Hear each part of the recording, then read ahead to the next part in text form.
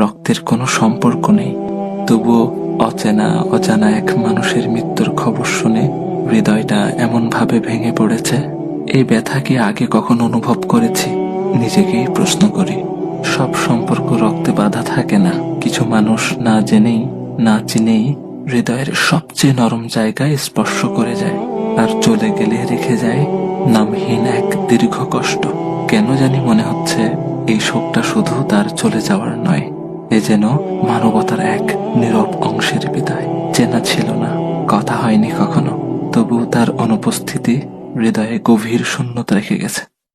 একটা জিনিস খেয়াল করেছেন? আমার ভাই ওসমান হাদিকে গুলি করা হলো জুমার নামাজের পর, আর তিনি তার রবের ডাকে সাড়া দিয়ে চলে গেলেন জুমার রাতে। আহ, কত সৌভাগ্যের মৃত্যু! আল্লাহ সুবহানাহু ওয়া তাআলা আমার ভাইকে শহীদ হিসেবে কবুল করুক, জান্নাতের উচ্চ মাকাম দান করুক, শোকাহত পরিবারকে ধৈর্য ধারণ করার তৌফিক দান করুক।